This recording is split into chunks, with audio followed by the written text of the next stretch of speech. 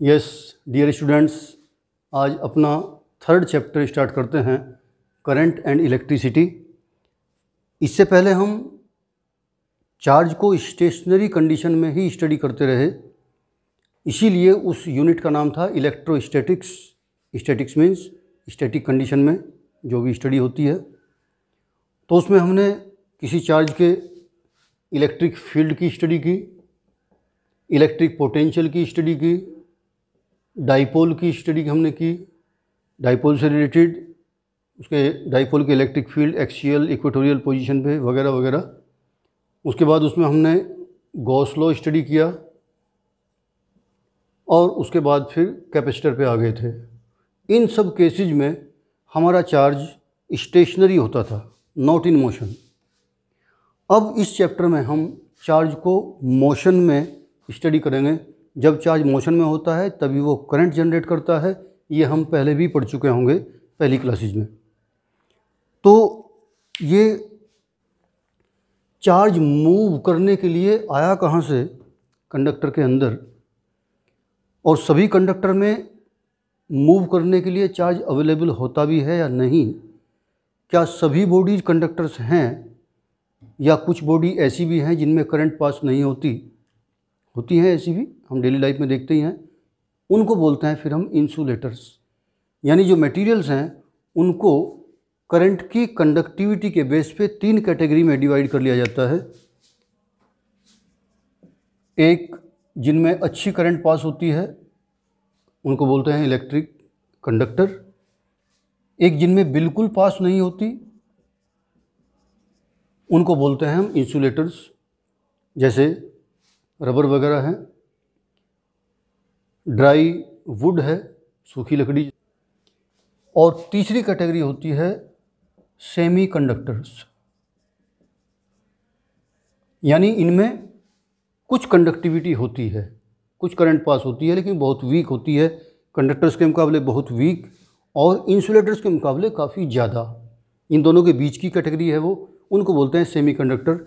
इस चैप्टर में हम कंडक्टर्स को स्टडी करने वाले हैं। इन कंडक्टर्स में ही होते हैं वो फ्री इलेक्ट्रॉन्स जिनसे हमारी करंट जनरेट होती है। अब वो कैसे रिलीज होते हैं, कैसे फ्री घूमते हैं किसी कंडक्टर में, एक बार वो देख लेते हैं। भाई कोई भी मटेरियल है वो एटम्स से मिलकर बना हुआ है।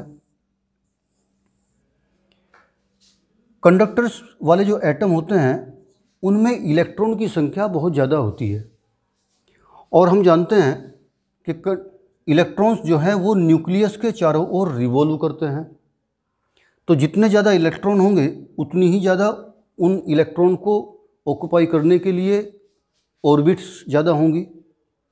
जितनी ज़्यादा ऑर्बिट्स होंगी उतने ही उन ऑर्बिट्स के इलेक्ट्रॉन न्यूक्लियस से दूर जाते चले जाएंगे।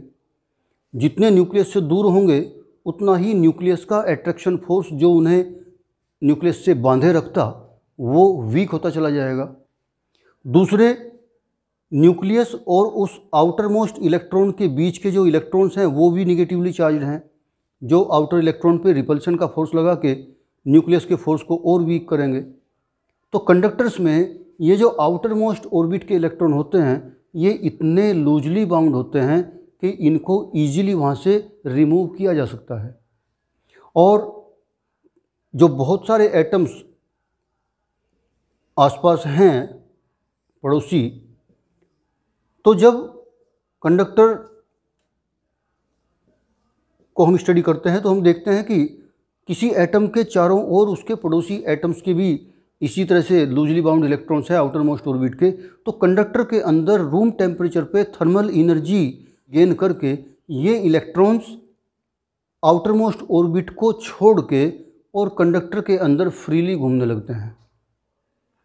और बहुत लार्ज क्वांटिटी होती है इनकी, करीब करीब 10⁻29 इलेक्ट्रॉन्स पर यूनिट वॉल्यूम, जो कि एक बहुत बड़ी क्वांटिटी है फ्री इलेक्ट्रॉन्स की। इसीलिए कंडक्टर्स इजीली करंट पास कर देते हैं। इतनी लार्ज क्वांटिटी में फ्री इलेक्ट्रॉन्स सेमीकंडक्टर्स और इंसुलेटर्स में नहीं होते। जितनी लार्ज क्वांटिटी में कंडक्टर में फ्री इलेक्ट्रॉन होंगे वो उतनी ही लार्ज क्वांटिटी में मूव करके उतनी ही स्ट्रॉन्ग करंट जनरेट कर देते हैं। इसीलिए हम करंट की कंडक्टिविटी के लिए कंडक्टर्स का यूज करते हैं।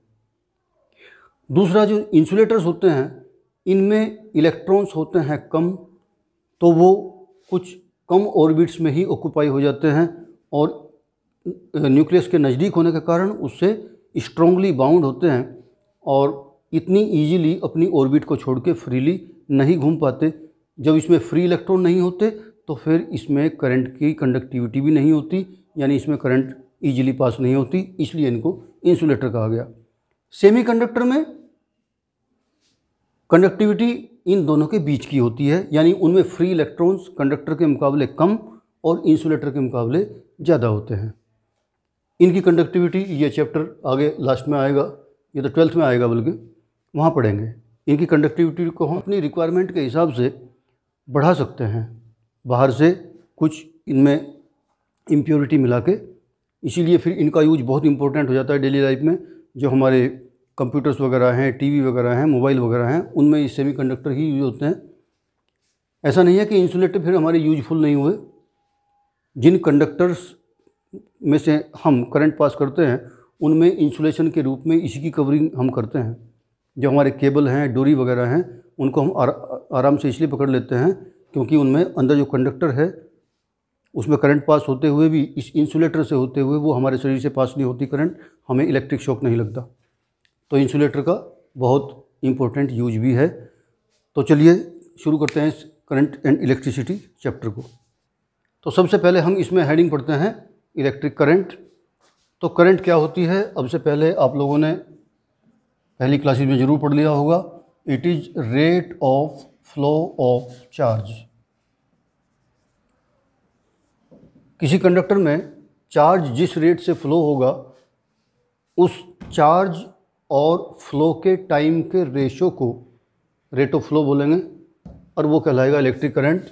That is current I equal to Q upon T। यहाँ पे Q है चार्ज और T है टाइम। जिस टाइम में चार्ज फ्लो हुआ, मान लीजिए ये कोई कंडक्टर था, इस कंडक्टर में Q चार्ज T टाइम में फ्लो हुआ तो इसमें करंट की वैल्यू होगी I equal to Q upon T। यहाँ से इसकी यूनिट पे विचार करें तो चार्ज की यूनिट कूलाम और टाइम की यूनिट सेकंड, तो कूलाम पर सेकंड इसकी यूनिट हो जाती है और जिसको हम एम्पियर भी बोलते हैं। साइंटिस्ट के नाम पे कूलाम पर सेकंड को एम्पियर बोलते हैं। MCQ में क्वेश्चन अक्सर आ जाता है, कूलाम पर second is also known as, 4 option होंगे, उनमें एक हमें एम्पियर मिल जाएगा तो ये हम सेलेक्ट कर लेंगे। उसके बाद आता है कि करंट किस टाइप की क्वांटिटी होती है। तो करंट को हम कहेंगे एक स्केलर क्वांटिटी,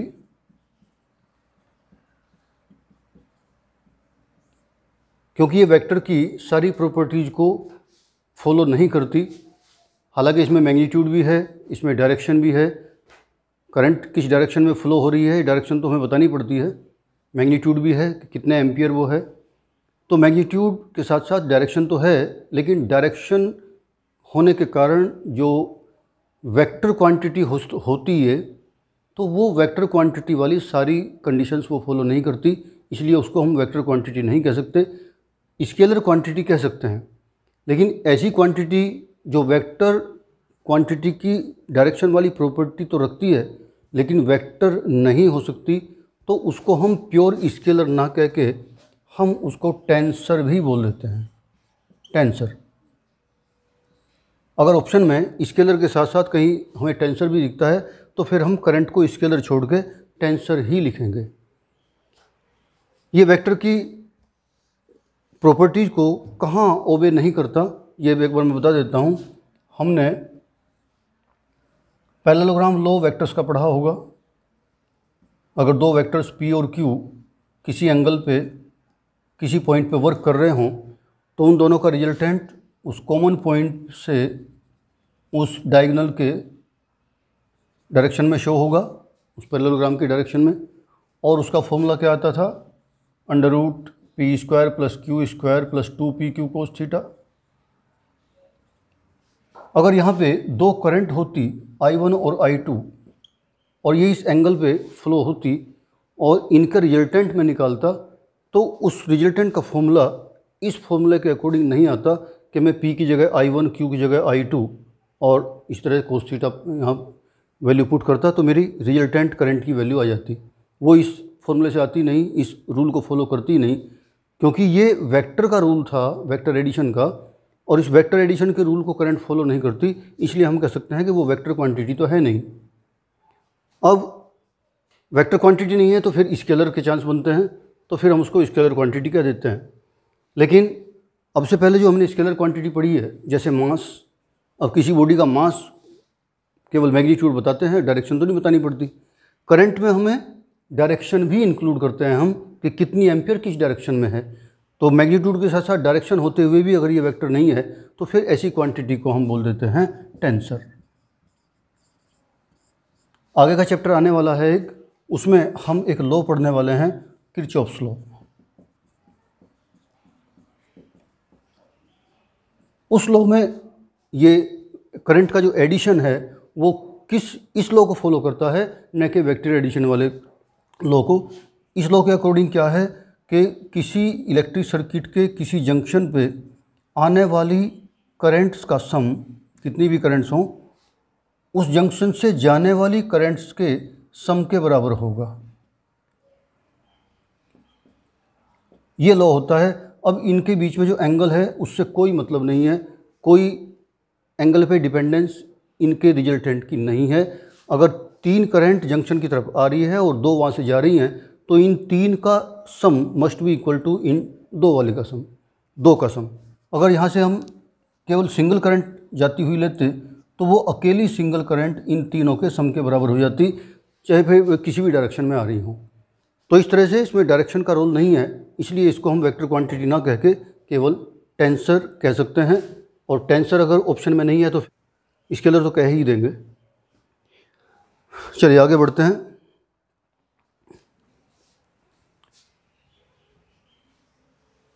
अगला इम्पोर्टेंट टॉपिक हमारा आता है ड्रिफ्ट वेलोसिटी।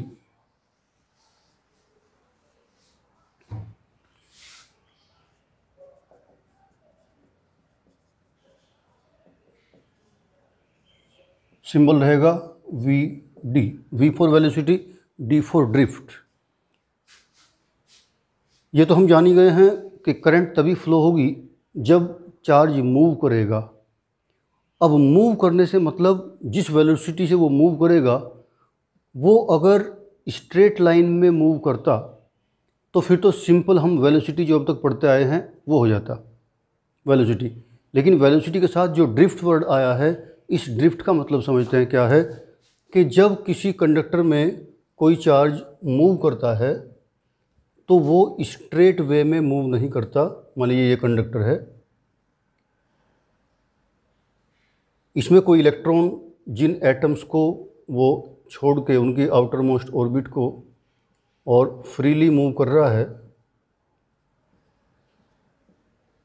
तो वो स्ट्रेट वे में क्यों नहीं जा सकता? रीजन के रास्ते में जो एटम्स रखे हुए हैं वो बार बार उनसे टकराता रहता है। मान लीजिए ये इलेक्ट्रॉन चला, इलेक्ट्रॉन पे चार्ज होता ही है, यानी चार्ज मूव किया तो वो यहाँ जाके टकरा गया, यहाँ से टकराने के बाद उसकी डायरेक्शन ये हो गई, यहाँ के बाद वो फिर इस तरह से चला, यहाँ के बाद हो सकता है फिर यहाँ पे आ जाए, यहाँ के बाद ऐसे चला जाए। तो वो स्ट्रेट वे में ना चलते हुए एक एंड से दूसरे एंड की तरफ मूव कर तो रहा है, लेकिन जिग जैग वे में जाना उसे ए से बी की तरफ ही है, लेकिन सीधे नहीं। इसे बोलते हैं ड्रिफ्टिंग। जब वो अपने स्ट्रेट पाथ से बार बार ड्रिफ्ट हो रहा हो, डेविएट हो रहा हो, तो लेकिन जाना उसे सीधी डायरेक्शन में ही है। तो इस तरह की मोशन को ड्रिफ्टिंग बोलते हैं। और जो एवरेज वेलोसिटी आती है आगे बढ़ने की, उसे फिर बोलते हैं ड्रिफ्ट वेलोसिटी। तो यहाँ इस ड्रिफ्ट वेलोसिटी का डेरिवेशन हमें करना है कि इस वेलोसिटी से चलते हुए चार्ज जो करंट जनरेट करता है वो कैसे आएगी। तो फिर ड्रिफ्ट वेलोसिटी का डेरिवेशन करते हैं।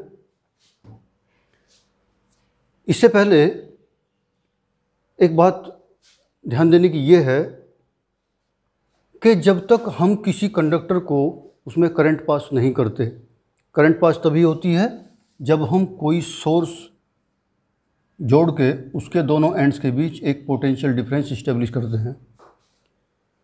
जब तक हम सोर्स नहीं जोड़ते तब तक उसमें कोई करंट नहीं बहती। कोई भी लोहे की रोड अपने हाथ में लें तो उसमें कोई करंट होती ही नहीं, क्योंकि अब तक हमने उसको कहीं करंट से जोड़ा ही नहीं। लेकिन उसके अंदर जो फ्री इलेक्ट्रॉन्स हैं वो फ्री इलेक्ट्रॉन्स रैंडमली बहुत हाई स्पीड से 10⁵ मीटर पर सेकंड होते हैं, 1,00,000 मीटर पर सेकंड की स्पीड से कंडक्टर के अंदर मूव करते रहते हैं फिर भी, लेकिन कंडक्टर से बाहर नहीं जा पाते, कंडक्टर के अंदर ही अंदर मूव होते रहते हैं। इसका मतलब ये हुआ कि चाहे कितनी भी स्पीड से मूव कर रहे हों, लेकिन कोई भी चार्ज कंडक्टर से बाहर नहीं निकला या बाहर से एंटर नहीं हुआ, यानी net flow of charge through the conductor still zero. तो ये क्वेश्चन पूछ लिया जाता है कि जब नॉर्मल टेम्परेचर पे, रूम टेम्परेचर पे थर्मल एनर्जी के कारण जो फ्री इलेक्ट्रॉन्स हैं वो हाई स्पीड से मूव करते हुए भी वो कंडक्टर हमें करंट का झटका क्यों नहीं देता, तो रीजन कहेंगे कि net flow of the charge inside the conductor is zero, या कह दीजिए average velocity of moving charges is zero, क्योंकि वो रैंडमली किसी भी डायरेक्शन में मूव कर रहे हैं। एक इलेक्ट्रॉन इधर कर रहा है तो दूसरा इलेक्ट्रॉन इधर को जा रहा होगा, एक ऊपर को जा रहा है तो दूसरा नीचे को जा रहा होगा, तो सबकी जो नेट वेलोसिटी निकल के आती है वो होती है जीरो। नेट वेलोसिटी जीरो ना होती तो चार्ज इस कंडक्टर के थ्रू बाहर भी निकलता, तो जितना चार्ज एक साइड को गया होगा दूसरा चार्ज उतना ही अपोजिट साइड को, एवरेज सबका जीरो आ जाता है, इसलिए वो हमें करंट नहीं मारते। तो अब वो ड्रिफ्ट वेलोसिटी की तरफ बढ़ते हैं। चलिए,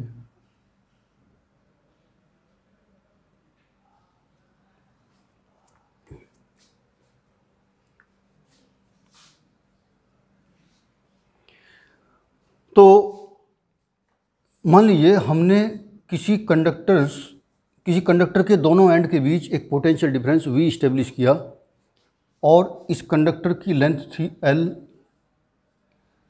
इसके दोनों एंड्स के बीच पोटेंशियल डिफरेंस हमने इस्टेब्लिश कर दिया V।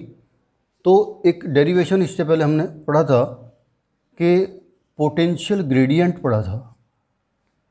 दोनों एंड के बीच जो पोटेंशियल डिफरेंस है वो बहुत छोटा होता तो dV लिखते, लेकिन हमारा काफ़ी बड़ी वैल्यू है तो dV की जगह हम V लिख सकते हैं। पहले मैं उस फॉर्मूले पे आ जाऊँ तो पोटेंशियल ग्रेडियंट का वो फॉर्मूला इस तरह से हमने पढ़ा था, negative potential gradient equal to electric field. अब मैं छोटे पोटेंशियल को बड़ी वैल्यू से रिप्लेस करता हूँ, dV को V, और जो लेंथ है वो बहुत छोटी ना होके काफ़ी बड़ी लेंथ है, तो इस तरह से। तो V potential difference L length के अक्रॉस इस्टेब्लिश करते ही एक इलेक्ट्रिक फील्ड इस कंडक्टर के अंदर जनरेट हो जाना चाहिए। ये पॉजिटिव टर्मिनल है सोर्स का और ये नेगेटिव टर्मिनल, तो ये हमारा पॉजिटिव टर्मिनल हुआ, ये नेगेटिव, पॉजिटिव से नेगेटिव चार्ज की ओर उस इलेक्ट्रिक फील्ड की डायरेक्शन होनी चाहिए, ये हम जानते हैं पहले से ही। तो जैसे ही हम पोटेंशियल डिफरेंस इस्टेब्लिश करते हैं किसी कंडक्टर में, तो कंडक्टर के अंदर एक इलेक्ट्रिक फील्ड इस्टेब्लिश हो जाता है। ये इलेक्ट्रिक फील्ड ही इन इलेक्ट्रॉन्स को एक डायरेक्शन में मूव कराने लगता है, और जब चार्ज मूव करने लगता है कंडक्टर में एक पर्टिकुलर डायरेक्शन में, तो उसमें करंट जनरेट हो जाती है। वो चार्ज, क्योंकि इलेक्ट्रॉन है वो फ्री इलेक्ट्रॉन, उनको मूव कराना है, तो इलेक्ट्रॉन तो पॉजिटिव चार्ज की तरफ अट्रैक्ट होंगे, नेगेटिव टर्मिनल से दूर भागेंगे रिपल्शन के कारण, तो इलेक्ट्रॉन मूव करते हैं इस तरह से, और यहाँ से कंडक्टर से बाहर निकल के वो पॉजिटिव टर्मिनल में एंटर करते हैं, और यहाँ से इलेक्ट्रॉन फ्लो करते हुए कंडक्टर में एंटर करते हैं। इस तरह से इस कंडक्टर में नेट फ्लो शुरू हो जाता है चार्ज का इलेक्ट्रॉन्स के रूप में। अब वो इसीलिए फिर हम कहते हैं कि कंडक्टर में करंट फ्लो हो गई। अब वो इलेक्ट्रॉन जिस स्पीड से मूव कर रहे हैं, जिसे हम ड्रिफ्ट स्पीड, ड्रिफ्ट वेलोसिटी बोल रहे हैं, उस ड्रिफ्ट वेलोसिटी का डेरिवेशन करते हैं। तो यहाँ से शुरू करते हैं कि पोटेंशियल डिफरेंस V इस्टेब्लिश करके L लेंथ में इलेक्ट्रिक फील्ड जनरेट हो जाता है कंडक्टर में। तो एक बार लिखते हैं इसको। हाँ, इससे पहले एक बात और बताऊं कि जब तक सोर्स से कनेक्ट नहीं किया था और वो चार्ज जो रैंडम वेलोसिटी से मूव कर रहे थे, जिनका नेट फ्लो 0 आ रहा था, तो ये मान लेते हैं कि ये पहला इलेक्ट्रॉन था, इसकी रैंडम वेलोसिटी u1 थी, सोर्स जोड़ने से पहले की बात कर रहा हूँ। इस वाले की u2 थी, इस वाले की u3 थी, और अगर हम बहुत सारे इलेक्ट्रॉन कंसीडर करें तो सबकी ये average velocity before connecting the source must come out to be 0। और जब सोर्स जोड़ देंगे तो जब सबकी वेलोसिटी आएगी उसका एवरेज वो आएगा हमारी ड्रिफ्ट वेलोसिटी। तो यहाँ से एक बार शुरू कर देते हैं। तो let u1 u2 u3 dot dot un are the initial velocities of free electrons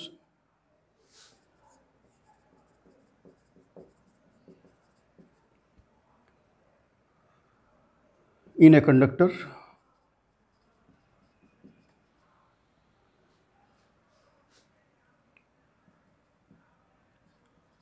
in absence of extra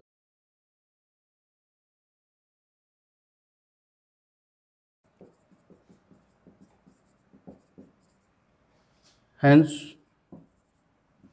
therefore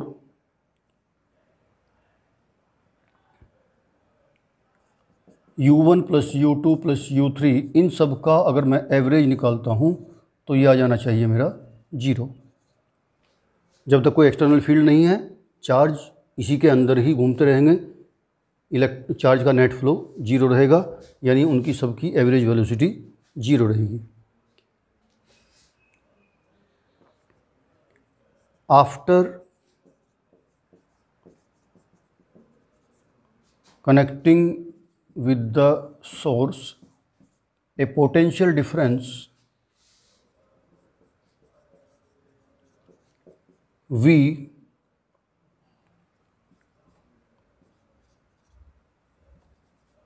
is established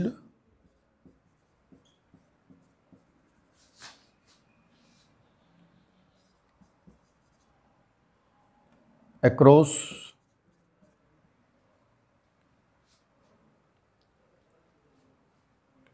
the conductor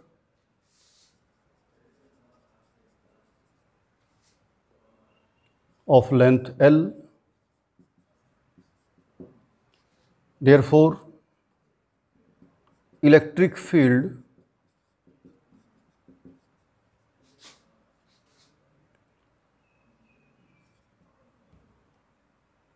generated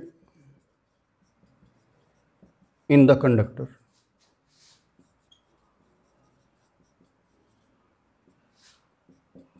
E equal to V upon L। ये डिस्कस हो चुका है पहले ही। मैं यहाँ पे केवल magnitude लेके चलूँगा, माइनस को अभी कंसीडर करने की ज़रूरत नहीं है। माइनस तो केवल क्या शो करता था कि with increase in length potential value of potential decreases. यहाँ से यहाँ तक लेंथ बढ़ती जा रही है तो पोटेंशियल घटता जा रहा है, तो ये शो करता है माइनस। तो अगर लेंथ बढ़ने के साथ साथ पोटेंशियल भी बढ़ता तो फिर यहाँ माइनस नहीं लगता, ये तो केवल ये शो करता है। तो इस तरह से हमारा इलेक्ट्रिक फील्ड जनरेट हो जाता है उस कंडक्टर में। और हमने पढ़ रखा है कि किसी इलेक्ट्रिक फील्ड में कोई चार्ज Q एक फोर्स फील करता है F इक्वल टू QE। ये Q है टोटल चार्ज, और हमने क्वांटाइजेशन ऑफ चार्ज में पढ़ा था Q इक्वल टू NE। तो अगर मैं N की जगह 1 लेता हूँ तो केवल एक इलेक्ट्रॉन को स्टडी कर लेते हैं पहले, यानी मैं Q equal to E use कर लेता हूँ एक इलेक्ट्रॉन के लिए, और मेरा फोर्स हो जाएगा एक इलेक्ट्रॉन पे F equal to E into E. E is the charge of single electron. तो इस इलेक्ट्रिक फील्ड में हर एक इलेक्ट्रॉन पे इतना फोर्स एक्टिव हो जाएगा पोटेंशियल डिफरेंस V इस्टेब्लिश करते ही। तो नेक्स्ट लाइन लिख लेते हैं, therefore force on each electron due to this field F equal to E. जो इलेक्ट्रॉन्स पहले रैंडमली मूव कर रहे थे अपनी मर्जी से इधर उधर, उन पे अब एक फोर्स एक्टिव हो गया है। ये फोर्स अब उनको एक डेफिनिट डायरेक्शन में मूव कराने की कोशिश करेगा।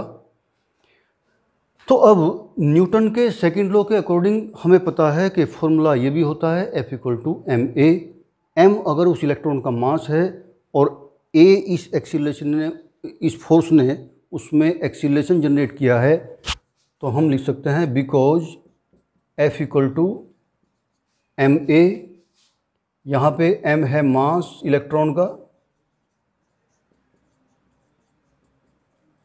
और a उसमें एक्सीलरेशन जनरेट हुआ है। तो f की वैल्यू अगर मैं यहाँ से यहाँ रख दूँ, देयरफॉर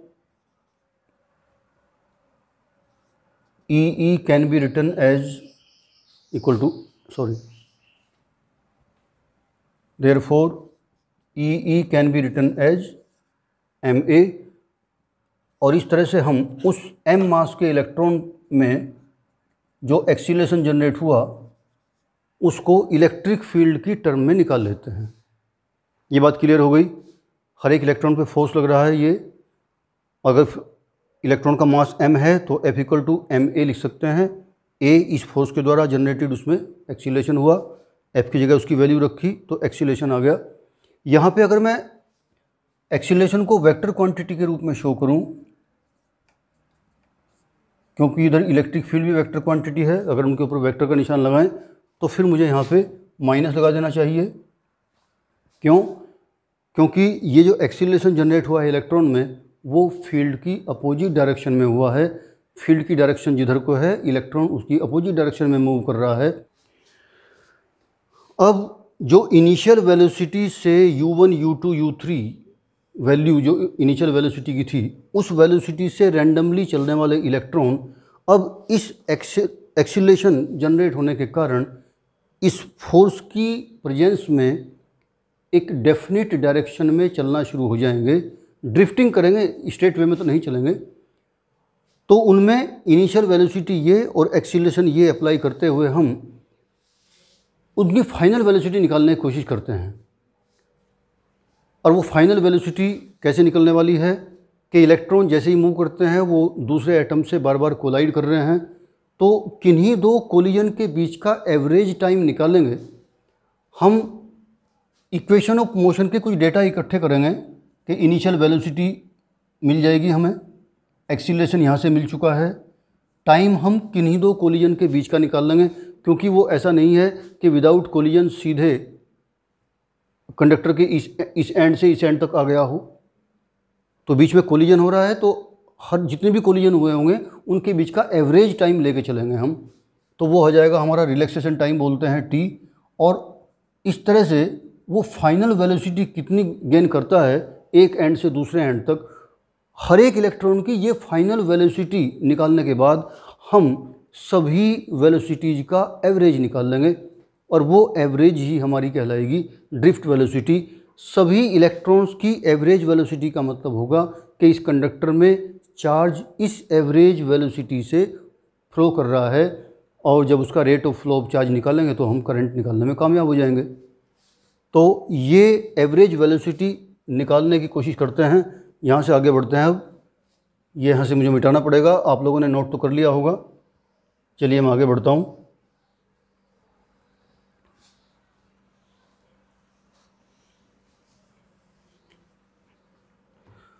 तो रिलैक्सेशन टाइम पे आते हैं। पहले रिलैक्सेशन टाइम क्या होता है, मैं यहाँ पे पहले इसको थोड़ा सा डिफाइन कर देता हूँ। Relaxation time, it is the average time interval between two successive collisions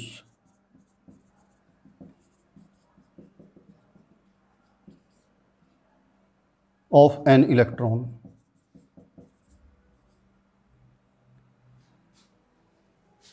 जो इलेक्ट्रॉन मूव करता है तो वो जो जिन एटम से वो रिलीज होकर फ्रीली घूम रहा है उन एटम से वो बार बार कोलाइड करता रहता है, टकराता रहता है।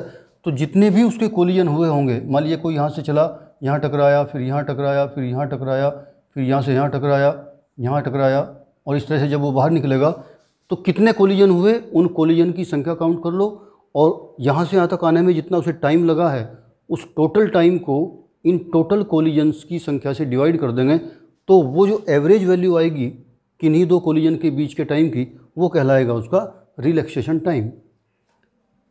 इसको हम सिंबल देंगे टॉ।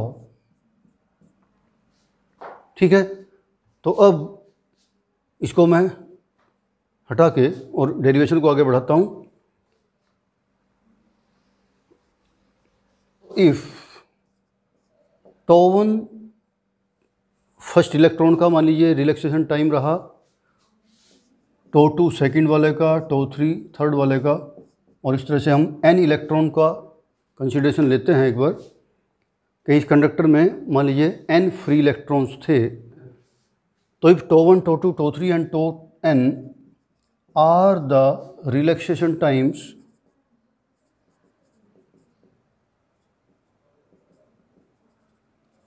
Of the free electrons of n free electrons कर लेते हैं, of n free electrons in the conductor, so therefore the final velocity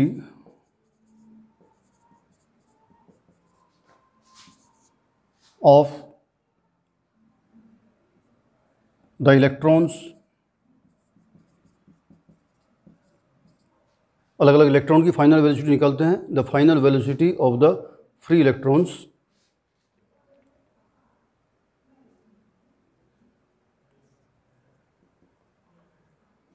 पहले इलेक्ट्रॉन के लिए निकालते हैं v1। अब हमें पहले इलेक्ट्रॉन के बारे में उसकी इनिशियल वेलोसिटी पता है, u1 थी, उसका एक्सीलरेशन हम निकाल चुके हैं। ये एक्सीलरेशन सभी इलेक्ट्रॉन्स का सेम रहेगा क्योंकि सभी इलेक्ट्रॉन का मास सेम होता है, चार्ज सेम होता है, और ये इलेक्ट्रिक फील्ड भी पूरे कंडक्टर में सेम ही है। इसलिए कोई भी इलेक्ट्रॉन होगा फर्स्ट सेकंड थर्ड जो भी, उसका एक्सीलरेशन यही होगा, E capital E upon m, और टाइम उसका रिलैक्सेशन टाइम था τ1। तो फर्स्ट इक्वेशन ऑफ मोशन हमने अप्लाई की, और पहले इलेक्ट्रॉन ने कितनी एवरेज वेलोसिटी इस कंडक्टर में एक एंड से दूसरे एंड तक पहुंचने में गेन कर ली, वो हमने निकाल लिया। सेकंड इलेक्ट्रॉन की निकालें तो उसी तरह से v2 equal to u2 plus E upon m τ2, और उसी तरह से हम सबकी निकालते जाएं तो nth इलेक्ट्रॉन की आ जाएगी un प्लस एक्सीलरेशन a की जगह E अपॉन m, और ये τn। तो n इलेक्ट्रॉन्स का हम एवरेज निकालने चले हैं, तो सबकी हम फाइनल वेलोसिटी निकाल चुके हैं। इन सब फाइनल वेलोसिटी का एवरेज ही हमारी वो वेलोसिटी आएगी जिससे इस कंडक्टर में चार्ज फ्लो करता हुआ माना जाएगा। तो नेक्स्ट लाइन से इन सब का एवरेज निकाल लेते हैं। Therefore average final velocity v, इसी को हम ड्रिफ्ट वेलोसिटी बोलते हैं। सबकी फाइनल वेलोसिटी का जो एवरेज रहा, तो vd must be v1 plus v2 plus vn upon n, और इन सब की वैल्यू हमें पता थी। चलिए जगह कम रह जाएगी तो मैं ये हटा देता हूँ यहाँ से। तो therefore vd equal to v1 की वैल्यू ये हम रखते हैं यहाँ, u1 plus E upon m τ1, v2 की जगह u2 plus E upon m τ2, और लास्ट वाले की un plus E upon m into τn upon n। अब क्या करते हैं कि जो u1, u2, u3, un वाली टर्म्स हैं, इन सब को एक साथ अलग अलग लिख सकते हैं क्या? vd इक्वल टू, आप लोग बोर तो नहीं हो रहे? डेरिवेशन थोड़ा सा लेंदी सा हो गया है, लेकिन कोई बात नहीं, बिल्कुल सीधे सीधे होता जा रहा है। कोई इसमें कहीं आपको दिक्कत आती है, कोई डाउट रहता है तो आप मुझे कमेंट सेक्शन में ज़रूर लिखेंगे। तो अब U1, U2, U3 को मैं एक साथ, और बाकी जो टर्म बची है मेरी E/M वाली, उन सब में से E/M कॉमन लेके और टो1, टो2, टो3 को अलग लिख के, और इस N को दोनों के नीचे अलग अलग ऐसे लिख सकता हूँ क्या, ये प्लस बीच में ये आ जाएगा, जो इनके बीच में अलग अलग प्लस था ये। अगर इनको मैं LCM लेके करता हूँ तो मेरी यही ऊपर वाली लाइन आ जाएगी। और ये वाली जो वैल्यू है इसका मुझे पता है कि ये पहले से ही 0 होती थी। ये तो तब की बात है जब इलेक्ट्रॉन एक्सटर्नल सोर्स जोड़ने से पहले रैंडमली मूव कर रहे थे, तब उनकी एवरेज वेलोसिटी आती थी 0। ये मुझे पहले से ही पता है, तो इसकी वैल्यू रख देता हूँ 0। आगे बचता है मेरे पास ये टो1, टो2, टो3, टो n और अपॉन n, ये है सभी इलेक्ट्रॉन्स के रिलैक्सेशन टाइम का एवरेज, यानी एवरेज रिलैक्सेशन टाइम पूरे कंडक्टर के लिए, जो भी चार्ज फ्लो करने वाला था उसका रिलैक्सेशन टाइम। तो इसको मैं एक सिंगल वैल्यू दे देता हूँ टो। तो यहाँ से लिख देता हूँ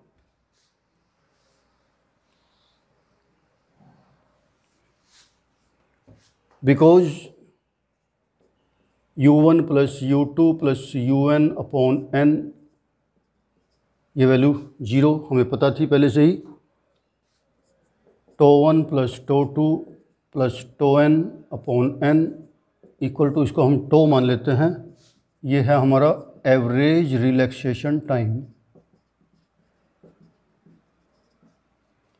तो देयरफॉर हमारी ड्रिफ्ट वेलोसिटी Vd की वैल्यू आ जाती है, प्लस से पहले ये सब 0 और उसके बाद हमारा E अपॉन m के साथ इन सब का एवरेज आ गया हमारा टो। तो इस तरह से ड्रिफ्ट वेलोसिटी का हमारा डेरिवेशन आ जाता है E/m इंटू टो। इसमें हम देख रहे हैं तो इलेक्ट्रॉन का मास, चार्ज और मास, ये तो कांस्टेंट क्वांटिटी हैं। तो ड्रिफ्ट वेलोसिटी अगर डिपेंड करती है तो इलेक्ट्रिक फील्ड की स्ट्रेंथ पे और रिलैक्सेशन टाइम पे। अगर मैं E की वैल्यू पुट कर देता हूँ यहाँ, बिकॉज E की वैल्यू हमने पढ़ी थी E equal to V upon L, अगर E की वैल्यू वो रख देता हूँ तो हमारी Vd की वैल्यू आ जानी चाहिए फिर EV upon ml into to.